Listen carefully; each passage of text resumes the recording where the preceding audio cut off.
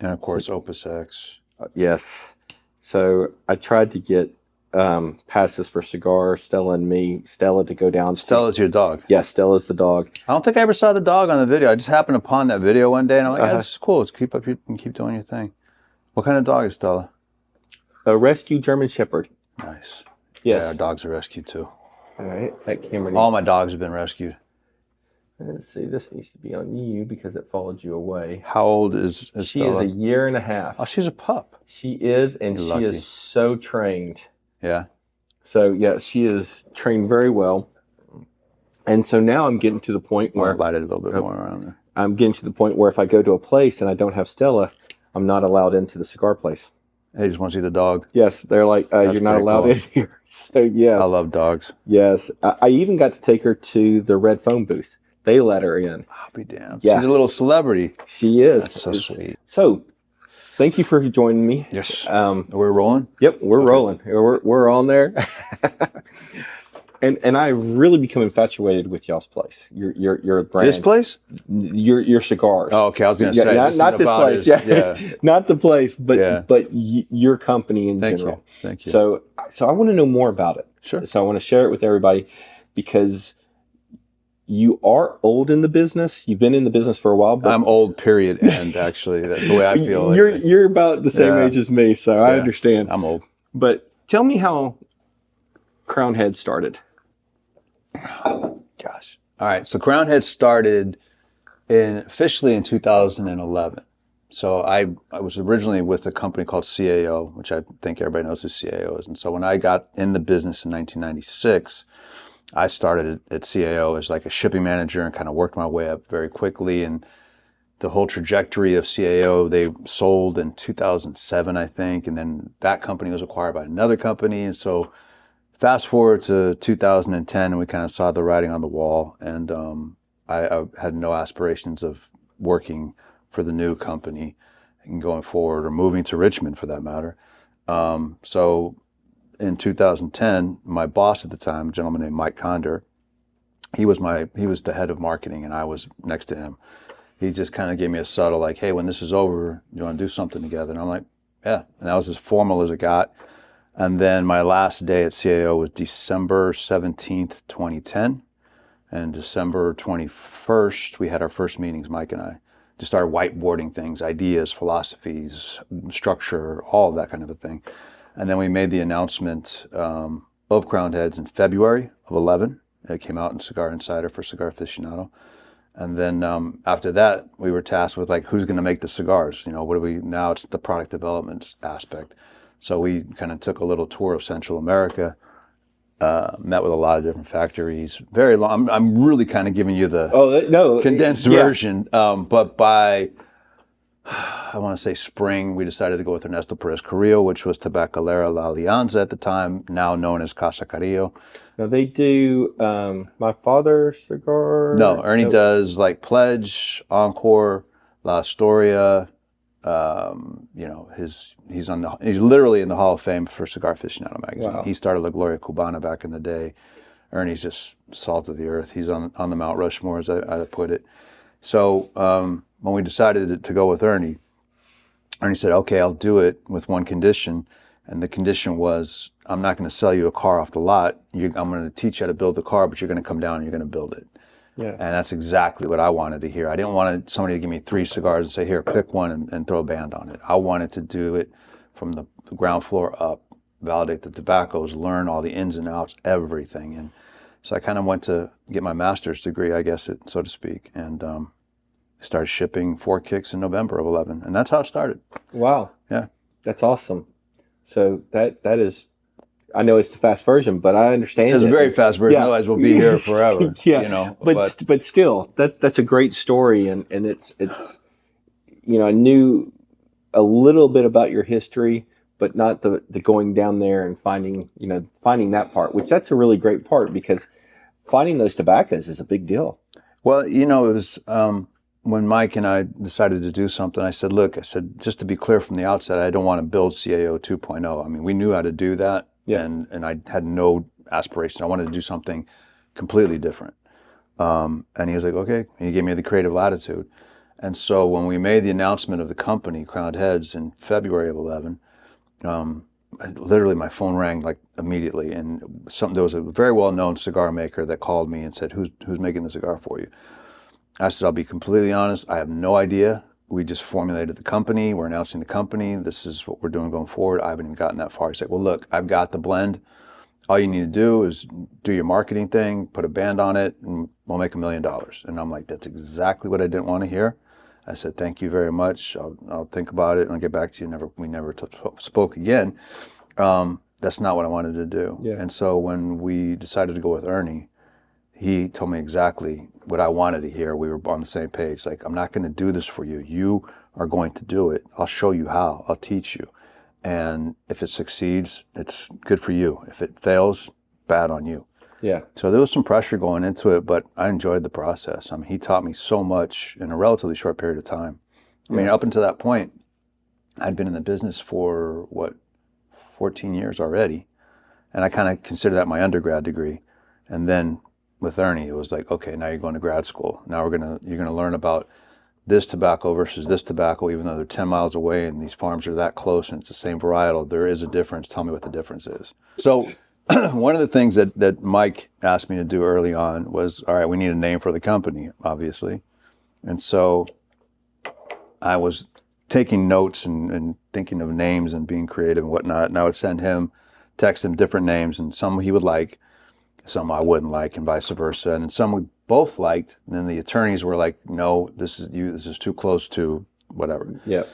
So I'm almost kind of like, oh God, what do we, whatever. And one day I'm at home and watching The Wizard of Oz, of all things, on an iPad. I'm just kind of, I don't know, I like the mythology of that movie. And I'm watching it, and I noticed in this scene where Dorothy goes to meet Professor Marvel on the side of the caravan, it says, Professor Marvel, Crowned Heads of Europe, past, present, future. And I screenshotted it, texted it to Mike, and I said, what do you think of Crowned Heads? He's like, I kind of like it. I'm like, yeah, so do I. Let's see if the attorneys like, and that was it. It was as simple as that. That's great. And so after the fact, because I wanted something that was kind of ambiguous enough that people asked the question that you asked, where did that come from? What is Crowned Heads? What's the significance? What I didn't want to do is to have Huber Condor Cigar Company, and then have the HCC Maduro, HCC Habano, it was just like so repetitive, so monotonous. I wanted to create, I guess the analogy I've used over the years is creating a band. The band was like Crowned Heads. And then the albums would each have an independent feel and sound and look and vibe to it, so that I'd have that latitude to create things differently. I didn't have to, because I was coming from the CAO school of thought, where it was like you took one thing and you did it 3 times. CAO L'Anniversaire Maduro, L'Anniversaire Cameroon, L'Anniversaire Extreme, and then CAO Brasilia, Italia, America. So I was used to that pattern, and it's exactly what I didn't want to do. I wanted to be able to create completely different things under this umbrella of Crowned Heads. Now that you say that, I've noticed that your cigars are not like everybody else's on the names. It is, to say it's a different album. Mm-hmm. I mean, I love that concept, an album. I guess being from Nashville, the music a little industry, bit of that bleeds over, sure. Yeah, there's some, a lot of, I couldn't get away from it, but a lot of our releases have been either lyrically inspired or sonically inspired, there is some connectivity to music for sure. Because the only connection I see of the Cigars is the band. Yeah. I look for the band at the bottom. But see, now I'll tell you what, this has kind of come full circle, because it's kind of bit us in the behind a little bit, because now we've got these brands which I've created, and like Mil Diaz, Juarez, and others, and people don't necessarily connect Crowned Heads to you guys make Mil Diaz? Wait, and you make La Imperiosa and Jericho? I didn't know that. Yeah. So now we're kind of at the stage where we're trying to bring it all together and kind of make that connection. So behind the scenes, we're actually working on a rebrand. That will be a little bit more cohesive and have some continuity to the... Because you walk into a store, you probably saw this when you were at Casa de Monte Cristo, and if you look at the wall, I'm like, oh, that's the Crowned Heads wall, but nothing looks... You wouldn't know that was... Right? Yeah. Whereas you go to like a Padron section or my father's section, it's like, oh, that's my father, that's Padron, that's Fuente. So we're kind of, we're at that stage now where we're going. How do we? I can see where it could be kind of an issue, but I kind of like it because I liked it. That was my thought all along. I love the different labels. I mean, we're a marketing advertising agency, and to see the creativity of the different labels, and it's not always the same. Yeah, I think is fascinating. My dream job, if I ever retire from what I'm doing, is to go just do cigar labels. There's such an art to it. It is. Yeah. There's no way. I mean, I did one. We have a My VR Bible that I made a cigar label for, because when we launch it, we're going to have cigars with that cool. label on Very it. cool. Yes, just as a party. So I had a local Nashville artist draw the cigar tin for me.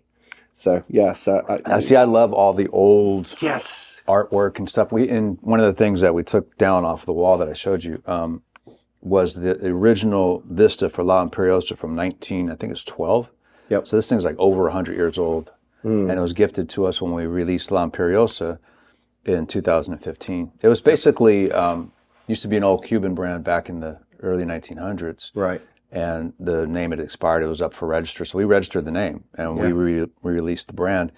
And so the band maker and the Vista maker, Rydog, gifted us with one of the original lithograph prints, and it's just gorgeous. And to think, I look at it and I go, wow, people did this by hand. There was no machines or anything, Yes. So I go down that rabbit hole, and I love it. Well, they say cigar making is really the only handmade item you can get now, because there's nothing about it that's not handmade. Yeah, each cigar is rolled handmade, pressed handmade, and nothing is done on a factory scale. That's what drew me into the business, to be honest with you, the romance of that. And it was like one of the few things that once I figured out why it drew me, I was like, oh, okay, that's why, because this is like one of the few things that still, there's a romance to it, there's a history to it, there's a craft to it, there's an I love the agricultural aspect of what we do more than anything, probably. Like I love going to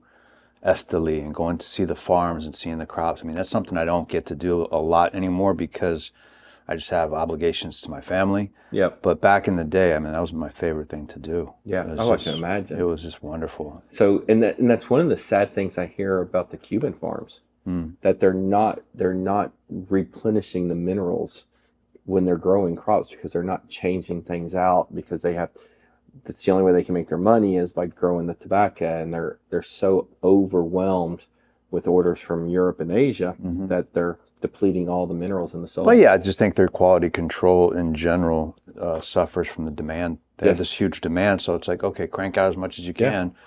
We got to make this number or whatever. Whereas, I call them domestic, which is like non-Cuban brands.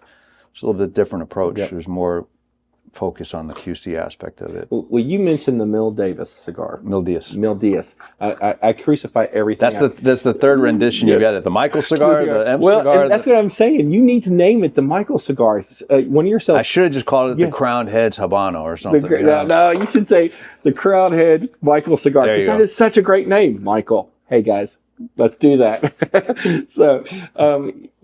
I was always an Arturo Fuente Chateau guy, but I was introduced to your cigar by one of your salespeople down in Miami, and she turned me on to the cigar. I love it. It is so flavorful.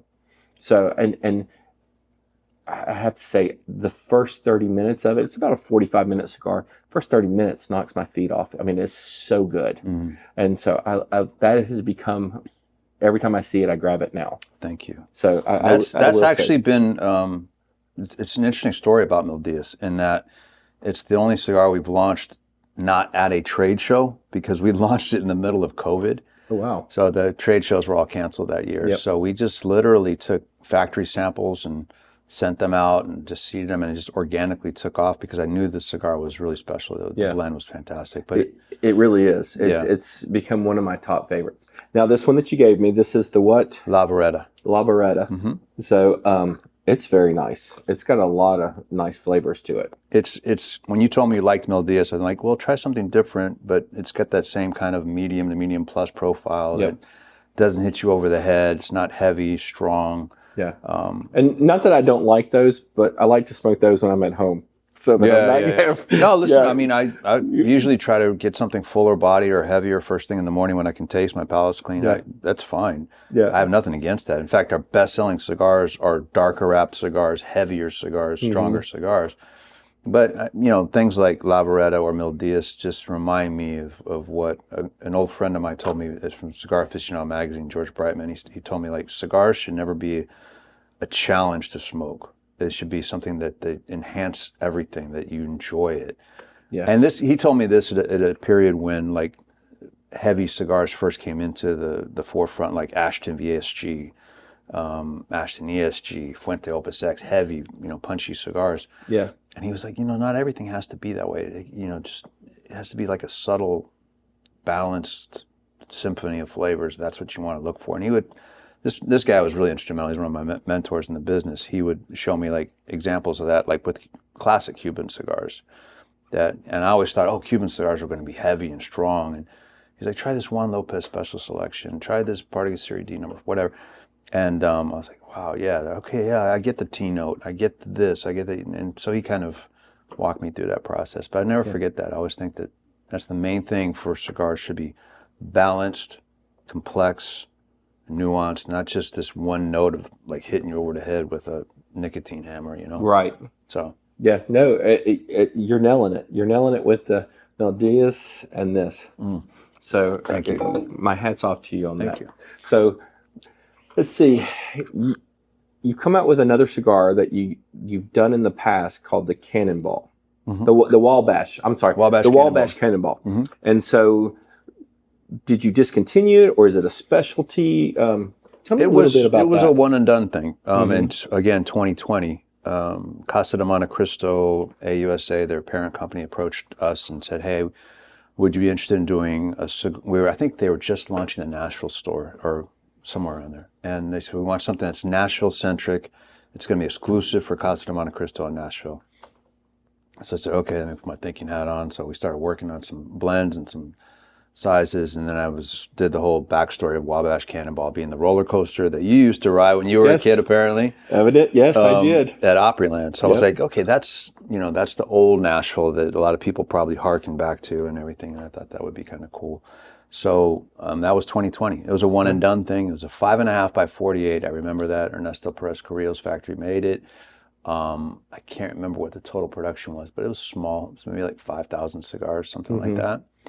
And that was 4 years ago. And then earlier this year, in 2024, they came back and said, hey, it was really successful. Would you be interested in doing it for all of the stores, bringing it back and do a nationwide kind of launch? And it was, of course.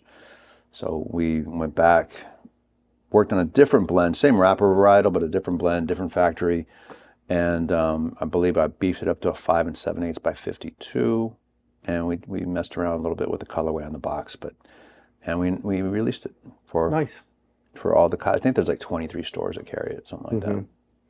I can't. You gave me one. And I can't wait to try it. Yeah, I'm looking forward to it. Thank you so much. Absolutely. Yeah, it brought back when I saw the name. I was like, oh my goodness, that's like old school Nashville. I think it was the first double loop roller coaster. It's what everybody wanted to do. That was 20 years before I moved here, I think. But I just wanted something that kind of went back to that golden age of Nashville because, I mean, I've been here more than half my life, so I consider myself a Nashvilleian.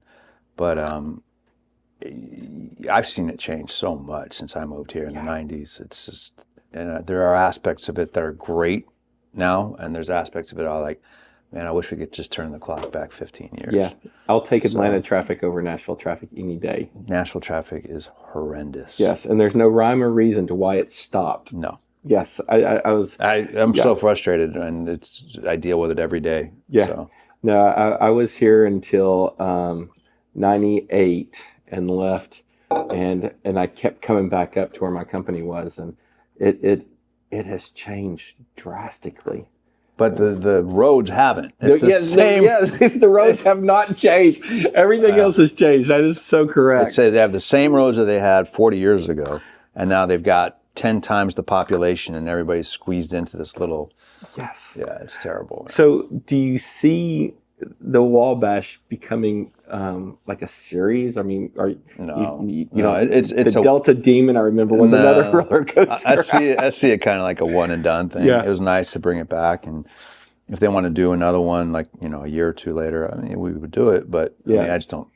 I don't like to just take something and repeat it over and over again. It's just not a lot of fun. Yeah, no, But- and so you had a special that came out in October that you do once a year, a special blend. And I'm gonna, because my mom didn't buy me Hooked on Phonics, I'm gonna crucify the name, but it was the Skeleton Las Calaveras. Las Calaveras. Yeah, Yes. yeah. So I had that.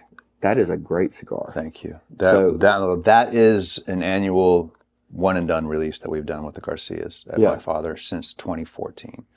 That is a great cigar. Thank you. If you have not been able to get one, go see if they still have some. I'm sure they're almost all gone. But this year we did two things. We did the 2024 version and 3 Vitolas that came out July, I think, something like that. And then this past month, late October, we released the 10th anniversary edition, which is just basically an homage to the 10 years that we've had of this different cigar every year. So, and what was the color of that label? On the 10-year anniversary, it has an actual skull on it. Yeah. So maybe that's what you're alluding to. That came out in October. Was it yellow or purple? The purple was from 2020, I believe. The yellow was 2021. Okay, well, I've got those in my humidor that I found. Was black and pink. We did like the black and pink one. Yeah, the black and pink one. That's the 2024. Also. So I got those and said, well, then I've got a couple of older ones. Nice. Yeah. So we change the blend every year, and we also change the sizes somewhat. So it started off in 2014 as something I thought we would do once and never again. Yeah. And it just, I don't know, it gained popularity, and now, I mean, what we do in a limited edition is probably a good annual production for some companies our size, because the production's over 110,000 cigars. It's just that they sell out in like a week. Yeah. So can I ask how many stores you're in across America? According to the website, over 1,300 doors. So a store might have 3 locations. Right. So I'm counting all the doors. It's over 1,300 locations. And then internationally, I think last time I was told we were in 13 different countries. Wow. I don't know. I don't keep track of that stuff. But, so did you see that happening when you first started? Oh, no. No, I mean, obviously you want it to succeed. Correct. I didn't really say I want. One thing that was fun that I used to do back in the day, because I'll tell you where we started exactly, was with 66 doors. We had a starting 66. And so in the old office, we had a map that covered up most of the wall. And I put a pin in every, because I just would like to see, you know what I mean? And so then when we would get another store that would open up, I'd be like, okay, where is it? Okay. That kind of a thing. Right. So I did that for maybe the first 6 months to a year, and it got to be hard to do after a while. So now, you're like, nice. too many pins. So now it's 1,300 locations and 13 different countries. And I mean, the countries, we never see it. It just goes straight from the factory to, whether it be Canada, Germany, Belgium, the UAE, Malaysia, wherever. So I'm just told that we're in 13 countries. So I'm like, that's great. That's awesome. Yeah. Yeah. So what brought you to Nashville? I used to live in LA. Right. So I grew up in San Francisco. I left home when I was just barely 17 to go to LA, to go to school. Attended school in Los Angeles. And then after that, I stayed there for a better part of 10 years. I just got so burned out with the grind of Los Angeles, and it was a very hard lifestyle. Yep. And just had an opportunity to move out here. And there was, Nashville back in 1990, whatever it was, 5 or something, was just a whole different environment. It was just, and I loved it. I was like, this is people are nice. I'm like, why are they nice to me? Like, I wasn't used to that.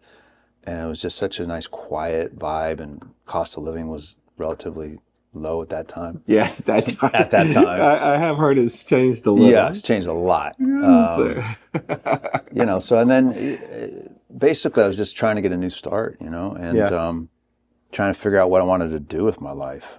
So I came out here and took like a temp job, and I always tell people, like, you don't know what you have until you had really like lousy jobs. And like when I was in LA, I was doing everything from like telemarketing dog shampoo to pet stores. I mean, I was struggling. I was living on a loaf of bread with a jar of peanut butter every week.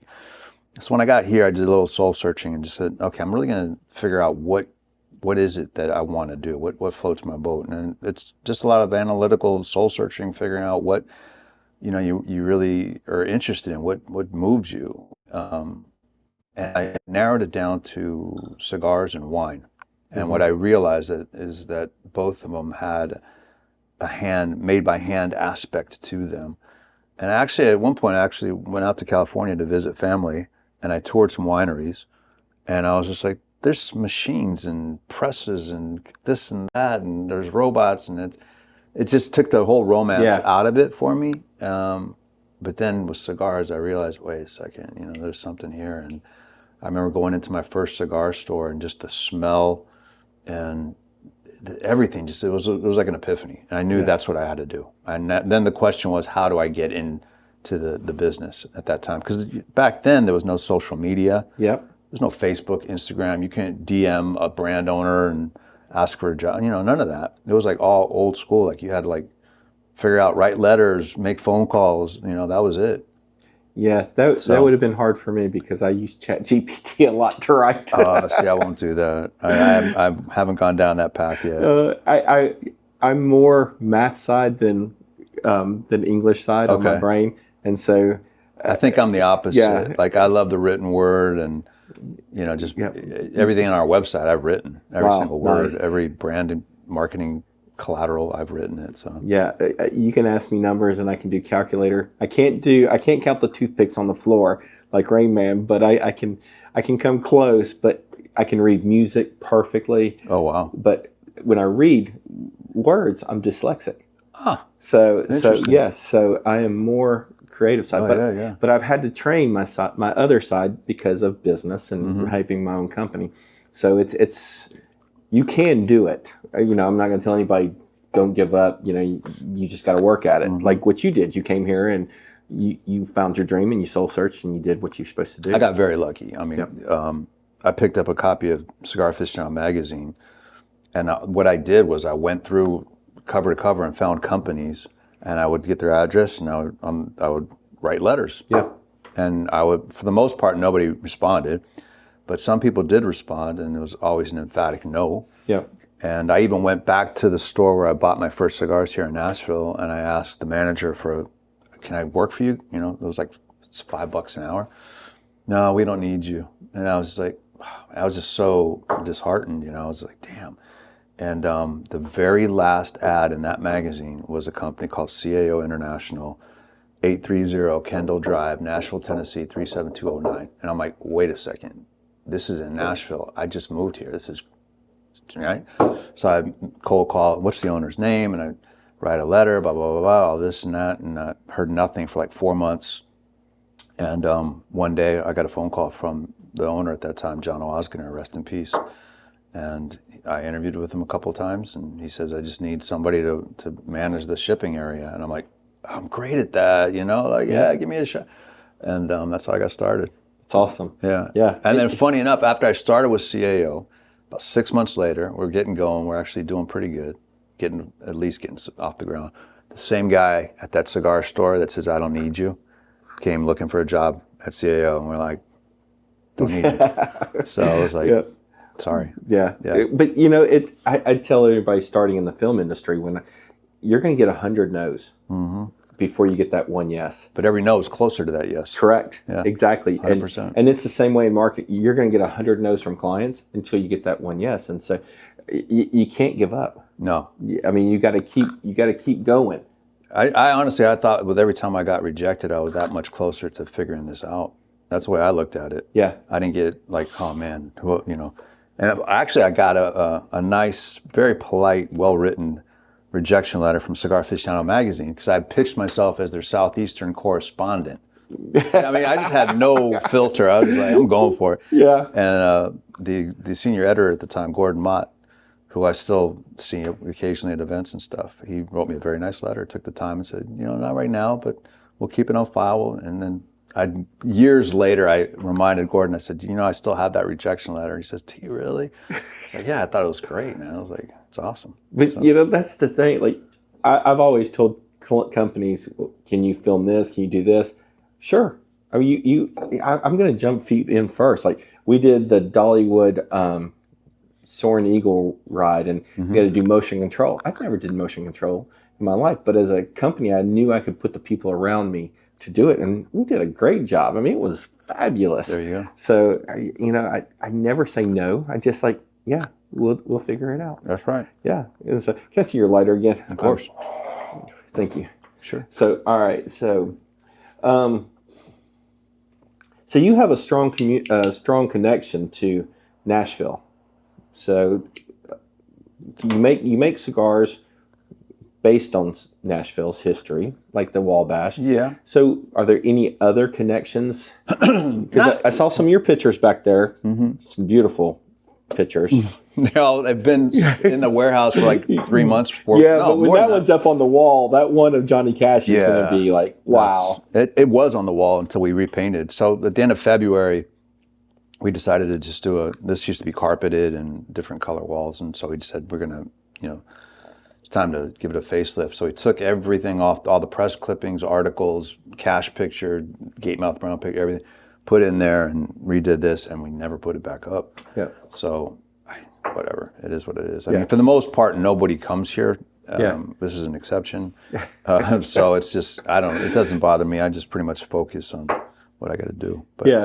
But to answer your question, the only other I wouldn't say it's Nashville, but it's Tennessee centric, was Tennessee Waltz. Right. So we launched that in 2014, and that was originally a cigar created exclusively for about 30 stores in Tennessee that we were doing business with at the time. And we made it a state exclusive. And now it's kind of grown way, way, way beyond that. Yeah. Tennessee Waltz is actually probably one of our top 2 selling brands. Wow. So, what's your other one? Yellow Rose, which is exclusive for Texas. And then right behind those would probably be I think it was Mil Diaz is up towards the top, Mil Diaz Maduro. But I was shocked because Waltz and Rose, it's not a brand with different SKUs. It's literally one size called Tennessee Waltz, one size called Yellow Rose. But they've sold like crazy for us for 10 years. Wow. So. All right, I'm going to have to go to Texas to get one. No, you don't. I probably have some here if they didn't sell out already. Yeah, but I still have to go to Texas and do a shop there. Sure, why not? There's a lot of good stores in Texas. Yeah, we've done Florida. I still got to get over to Tampa. I've done all up and down the Atlantic side, and I'm working in Alabama and Georgia now. And I just did Poppy Peas? Poppy Peas, yeah. Oh, okay. Great Scott place. Partridge. Yes. That's awesome. Yeah. I've known Scott for forever. I like his setup. He's great, man. You walk in, there's no smoke, there's nothing, and the way he talks about it, which will be on a future episode of Cigar Still and Me. So it's really interesting that he's like, well, when women or business people come in, they don't want to smell like smoke. So we have that completely in the back, and that was a great concept. Yeah. And beautiful place. Yeah. And you don't have to deal with the traffic of downtown Nashville. You could do a whole episode on that, but yeah, no, it's Nashville's changed a lot. Yes. But so where does with your other cigars, where does the inspiration come from? Everywhere. I always feel like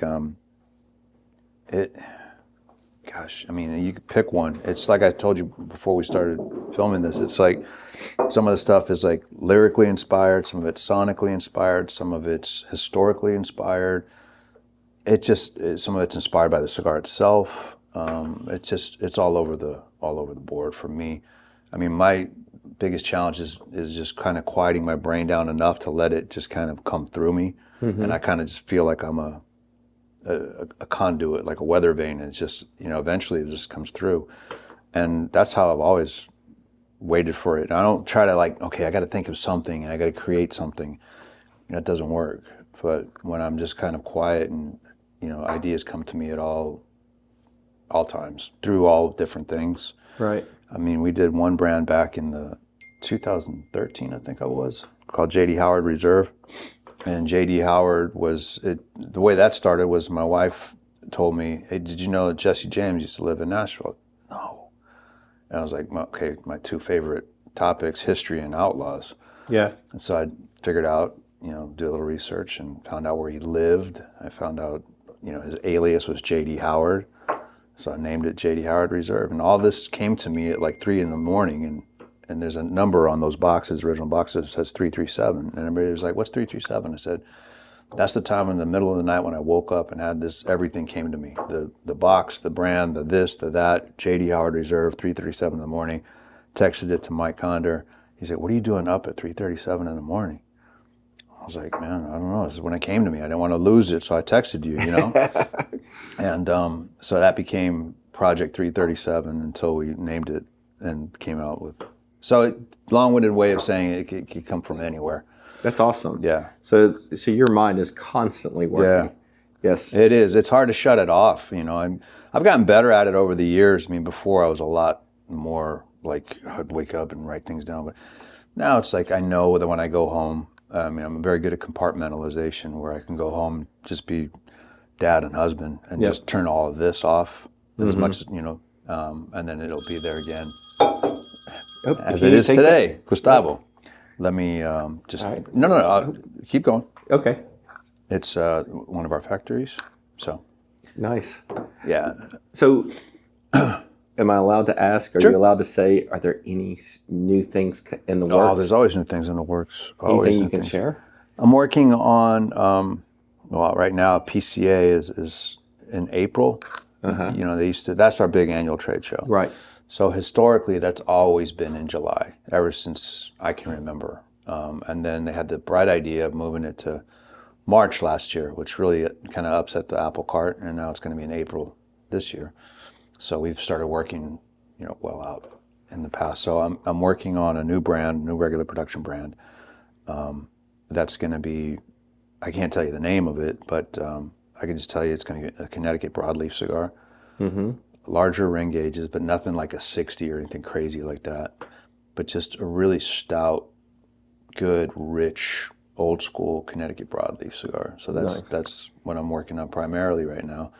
I'm also working on a limited edition for Jan-Feb that we've already started on that. And then there's another one right behind it for Feb-March, another limited edition. And then we roll into the trade show with the new brand release and a little bit of that rebrand that I kind of teased about a little bit. We're going to show a little bit of that off in April as well. I've got the whole calendar scheduled out. So, that takes you up through April, May. So Wow. That's awesome. Yeah. Can't wait to see everything coming fun. up. So let's see.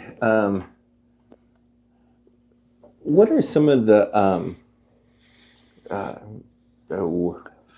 what are some of the challenges you face in the cigar industry? Because it's not it's not PC to smoke cigar. I mean, it's not PC. Mm-hmm. Smoking is bad, but I don't consider this smoking like cigarettes or anything.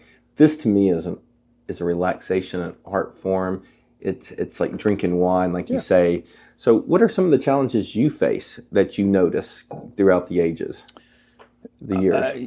Aside from the political FDA thing that we seem to have gotten a reprieve from, so I don't really focus on that. I wouldn't say that it's that challenge right now. It's in the background. But for me personally, I would say that the challenge of where we're at is kind of educating people to say, okay, Crown Heads, this is what we do. These are the brands we make. We're trying to tie everything together so that people realize there's a connectivity.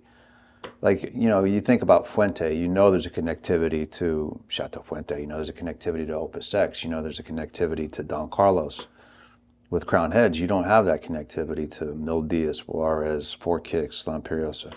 That was intentionally done, but now we're at a point where to keep growing the business further, we need to do that. That's a big challenge for me. And just different phases along the way. I saw some data that was shared with me that, financial data about companies in the business, manufacturers, okay, how many companies generate $0 to $4,999,999, and then how many from $5 million to $10 million, $10 million above, and it's staggering because 0 to 5 million, there's like 120 something companies that are out there that make that.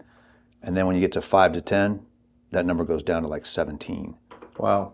And then 10 and above, it's even smaller. Yeah. So you hit these plateaus and you try to get through these little barriers every time, which means that you get to that point and then you got to reinvest money to get to the next point, and then you get to the next point, you reinvest money to get to the next point. So there's a lot of economic challenges to it as well. We just hired in the last year we hired like 4 new salespeople in-house, which everybody that we hire obviously comes with an overhead cost of. Right. People don't realize that you got to pay for not only salaries and commissions, you got to pay for car allowances, you got to pay for healthcare benefits. All of those things are a number. Yeah. And when you have 6, 7 individuals that are out there doing this, and every time you add somebody else onto the software, I mean, Google's making its money. Yeah. I mean, if you have any email service So there's a cost to doing the business too. I mean, but those are the challenges. I mean, and fortunately, we've surrounded ourselves with really good people. I certainly couldn't do this by myself. I mean, Adam, who you met, yep, he's the backbone of the company in terms of AP, AR, projections, all that stuff. And Mike, who works out of state, he's in South Carolina. He's my business partner. He's so fluent with cash flow, projections, purchase orders. So those 2 guys kind of do the nuts and bolts of the economic stuff, which frees me up to be like the creative guy. So, which is, I always told Mike, I said, if you could just get it to the point where I don't have to be burdened with all this stuff, I'll be creative, and I have been for the last 14 years, I guess. And that let me do that. Yeah. And that's what I'm good at. So everybody's got their own kind of lane, and we all kind of, I don't really get in the sales lane, and sales for the most part doesn't really get in my product development lane, and then Adam and Mike kind of handle the financial aspect of it, and so it works. It works really well. I'm fortunate. That's excellent. Yeah, I have a great person that works with me that does all of the writing and the business numbers and all that, the projections and everything, so that I can do the creative, which makes life a lot easier. So because it's hard to you can't take it to that next step if you do everything. Yeah, nor should you try to do everything, because then you can do everything okay, or you can do something really great. Correct.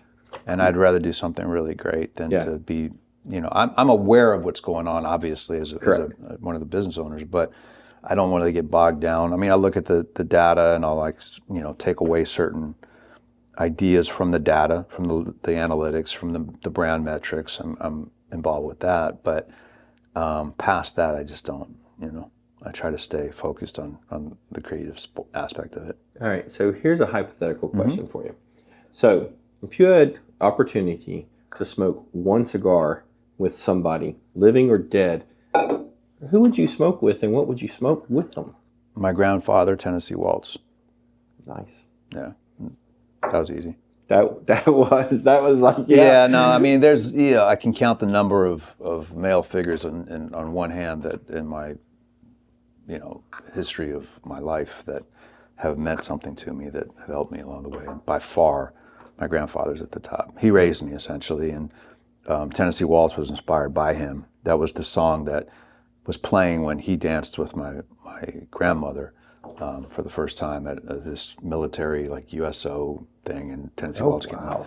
So he used to always whistle that around the house and everything. So I had 16 years with him before he passed away. Yeah. And I would love to be able to smoke a cigar. He never smoked. Yeah. But I would still smoke a cigar. Just any opportunity to have with him and to talk with him. Sure, that's easy. That's really awesome. That's a great one to smoke with. Mm-hmm. So let's see.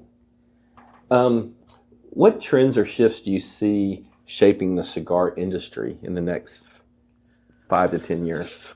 I think one that hasn't hit yet, but it's definitely about to, is the value prop cigars, the best bang for the buck kind of.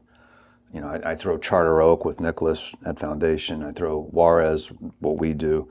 I think you're going to have to see more of those coming out very soon, because I mean, with the way our economics have gone in this country, with inflation being the way it is, I mean, the first thing people cut back on are luxury goods, quote unquote, which means, okay, I'm not going to buy that $100 bottle of bourbon. Maybe I'll buy that $40 bottle of bourbon. Hey, I'm not going to buy that, $20 cigar, but maybe I'll buy two $8 cigars or something. You know what I mean? That kind of a thing. So until the country resets itself and we can kind of get our head around this inflation that we've got, I think that's going to be a trend. One trend that I'm hoping will kind of, because everything goes in cycles. I'm hoping that we get away from the large ring gauge segment, but I kind of think it's here to stay. Yeah. I don't know, man. Everything, I'm good with everything up to about 56, but 60 and above, I just kind of go, it's a different world. It is. And I've tried one. I was like, okay, it's too much work. I don't want to smoke it. I was like, okay, I don't get it. Don't enjoy it. This size to me is like the perfect size. Yeah, that's a 54. Yeah, it's just relaxing. Yeah. It's not a lot of work. You can take a puff, but when you get that big to draw it, to me, that's a cigar, and like a 60 that's a stogie. Yeah. You know what I mean? It's a different, and I'm not knocking it, because if people are out there that like that, that's great. But for me, like, it's not what I came up on. Yeah. Like, my favorite size is a 5 5/8 46. Yep. Or a 5 1/2 48. That's my day-to-day wheelhouse, right? But right. over the years, I've had to like kind of adjust and go, okay, everything has to be like 50, 52, 54, just as a healthy compromise with what the market demands. Yeah. But when you get to like, I mean, somebody brought in 60s, 70s, and 80s. Yeah. I'm like, no, I'm not going to do it. I'm not going to smoke. Why am I smoking that? I have no desire to smoke. That doesn't even look appealing to me. Yeah.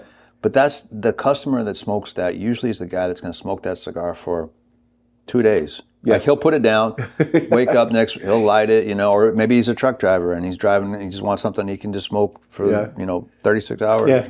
Yeah, that's true. It's somebody that's going to smoke for a long time. Yeah, it's a value prop guy. It's a guy that says, okay, I can buy this cigar for $9 and it's huge, or I can buy this 48 ring gauge cigar and it's more expensive. Okay, I'm going to buy this one. Well, talking about the more affordable cigars, I understand what you're saying, because that is the first thing that's cut, and they're going to have a budget, and they probably would want 5 cigars for the $30 that they have instead of 2 cigars or 1 cigar. And so, because they're going to want their dollar to go as far as they can. I think so too. And I see when we're filming shops that they have a lot of, I don't want to say their own brand, like $5 cigars. Yeah. And I see that, taking off. Yeah, no, definitely. It's interesting, because up until recently, I've seen an influx of like very expensive cigars. It's not uncommon to see a $100 cigar. Rocky Patel just released Conviction, which is a $100 cigar. Yeah. There's a lot of cigars out there that are like 30, 40, 50. I mean, and I think that we're kind of slow to catch up with the trend on everything. And so now it's going to come back and go, all right, now we need something in the 8 to 10 range. Every now and then I will, but it's like a special occasion. It's like a birthday cigar, like when I get an Opus X, like the 20th anniversary or something like that, or the Secret Society. It's something that I normally don't do, but I do it, and I hold on to it, and I wait for that special occasion. Sure. But like the Mil Diaz, that's replaced my Arturo Fuente, that Chateau that I would always do. And I remember paying $5 for those, and now they're $13, $11 to $13. And I gotta say, I actually like the Mil Diaz better. It's got more flavor to it the first 30 minutes, and it's a little bit longer of a smoke, but I get a little bit more, and it doesn't kick my butt. I can enjoy it, and so I'm really enjoying that. The Chateaus I like because it was a 30-minute cigar. I wasn't spending all day. I could relax and enjoy it, and I've learned now that it's okay, because I come from that generation. Do not waste. Clean your plate. I'm the same way. Yeah. I'm learning that I don't have to smoke it to the very end. I do. Yeah. You know what? For me, it's more of like a respect thing. 'Cause I know what's involved to make a cigar. I know how many people it takes and how hard they work at the factory level. So if somebody gives me a cigar that I'm not particularly fond of, I still, out of respect, will smoke at least to the band, and just. Oh, well, yeah, definitely the band. But I'm like, I don't smoke it down to the nub anymore. I've seen people where they hold it like the roach clip thing, and it's like, you get another one. You know, it's like it. I'm about that. That's respectable. That's good enough. And I'm okay throwing it away now. Yeah. And before I had to smoke it down to where it hit my fingers, and then I'm like, okay, I can't do anymore. So, but that was because I was never allowed off the table until I finished all my vegetables. Yeah. And so, all right, got a couple more questions. Sure. How do you view the role of boutique cigars in today's industry compared to the larger brands, the larger manufacturers? So I would answer that question with a question back to you. How do you define boutique?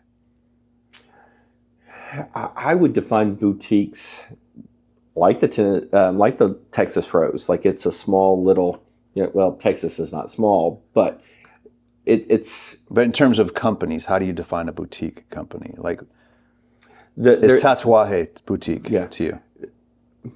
I'm not familiar with that one, but I've just come in contact with the cigar that's got a P on it. Perdomo? Perdomo? No. Plasencia? No, it's just a P on the label. And his mother was one of David Dolph's daughters that didn't want to be part of it. And when she passed away, he took his inheritance. And he's out of Europe. And he is a small boutique. He only does 300 cigars a day with the wrappers.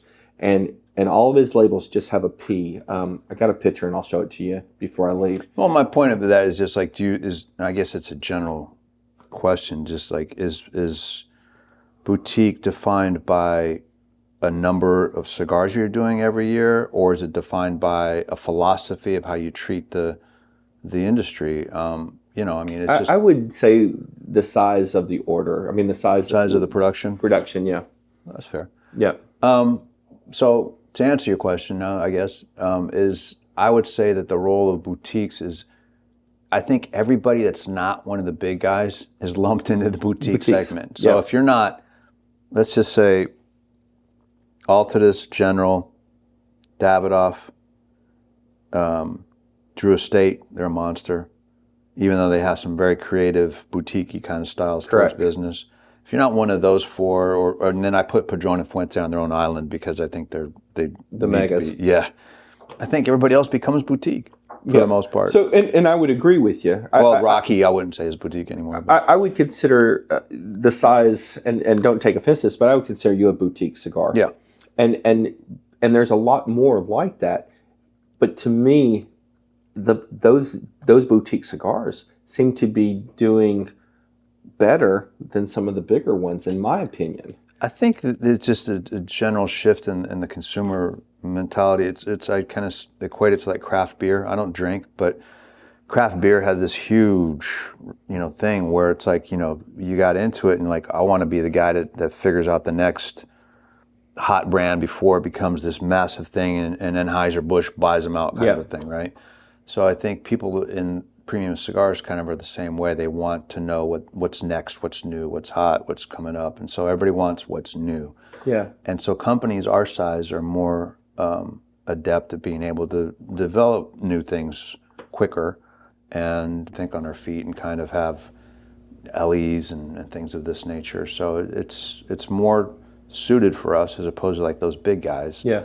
That are just such monsters that, it's harder for them to act that quickly and creatively as we do. Yeah, because they could lose a wheel and derail pretty quickly. Well, it's interesting. Here's a story. Like back in 2019, we did a project that was a regular production project with Drew Estate.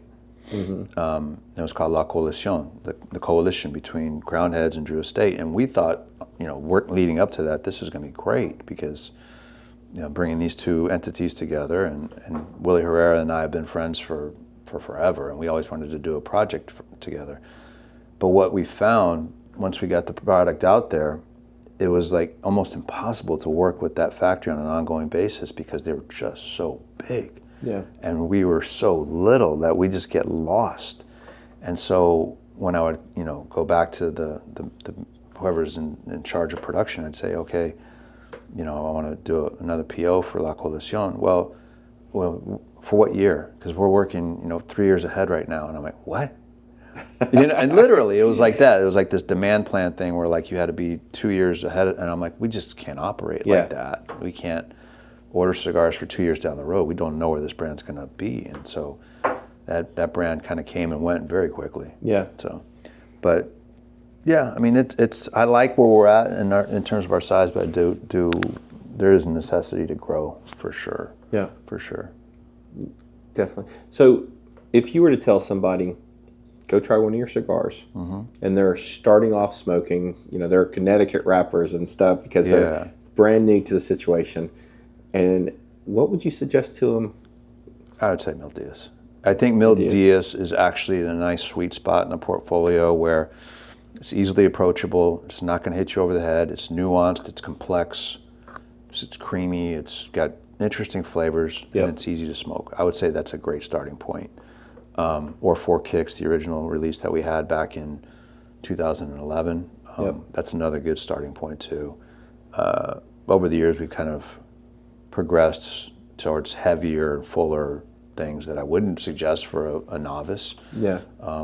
But that novice then eventually can grow into our portfolio. It's I kind of equate it to when you're drinking wine, because I used to love wine, but I gave it up. But you start off with like, a Chardonnay or a rosé, and then you start going into like, okay, I want a Pinot, and then you're like, okay, now I'm into like, eventually you get down to the end where you're drinking Petit Syrahs and Zinfandels and Bordeaux's and heavier, inkier kind of, wines. The same thing with cigars. You start off maybe mild, medium plus, and then next thing you know, you want to try those broadleaf cigars and the San Andreas Mexican Oscuros and the Habano Oscuros and the stuff that has, a lot of Ligero to it, and then you build up to it.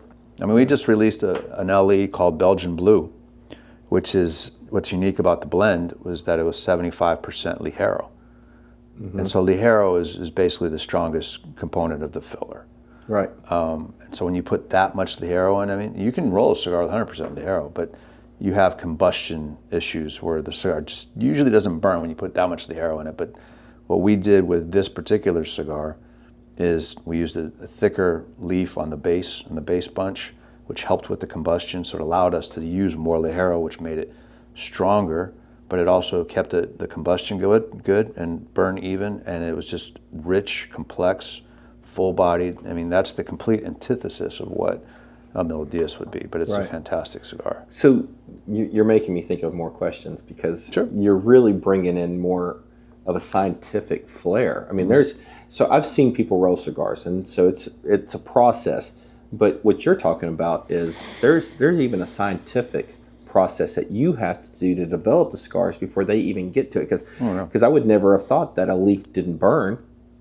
Some leaves are used to help the combustion more than others, and like Ligero is just, it's for strength, structure, intensity, but not necessarily combustion. So you have to have your Seco and your Visos for that. But Belgian Blue, to go off on a tangent, it started off, I was working on a different blend with Takanixa, which is a Radio Pichardo's factory. And I went to the factory foreman, I was like, Damien, what would happen if we switched out one of those Visos for Ligero from Esteli, which gives it more punch? So we tried it, and it immediately changed the blend. And I'm like, this is fantastic. What are we doing here? And he's like, well, we used thicker base leaves for the base, and so that helps with the combustion. But now it's 75% Ligero, which gives it that strength, but it's still going to burn well. Yeah. So, a little bit of trial and error, but yeah, there is some scientific, I don't want to say scientific, but there's some know-how that I give all the credit to the factory with. Like, I have an idea, whether the idea works or not, it's the factory implements it. What's popping in my head is you and a guy pouring chemicals and saying, all right, let's see what happens. Yeah, there's a little bit of that.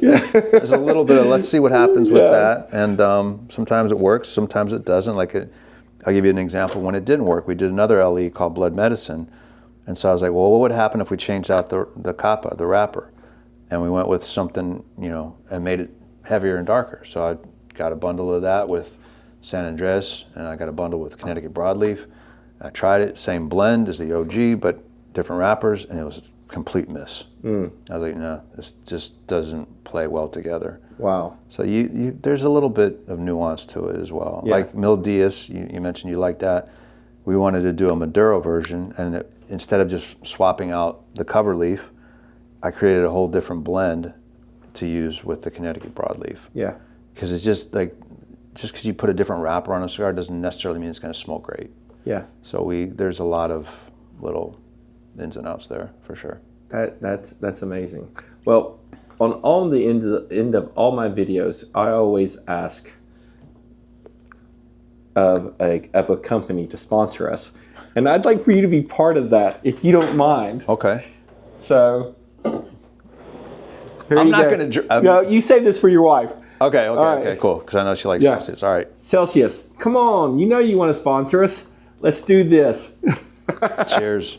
Cheers. All right. So, all right. Hey, it's been a pleasure. We like to have a lot of fun, and we like to go into cigar shops and talk about the community and see what they like to do and their flavor.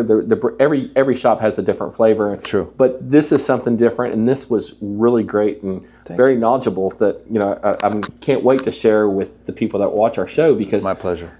you taught me a lot. Absolutely. Oh yeah, absolutely, Michael. It's a pleasure to meet you. Next time, bring Stella. I will bring Stella next time. I'm a dog guy. I come up here quite often, so I will stop by. By all means. For 5 seconds and say, "This is Stella." You can even go to the store and leave Stella with me, and we'll hang out. All right, perfect. Yeah. All right, guys, check us out. Cigar Stella and me. We'll see you later. Cheers. Bye. Bye-bye.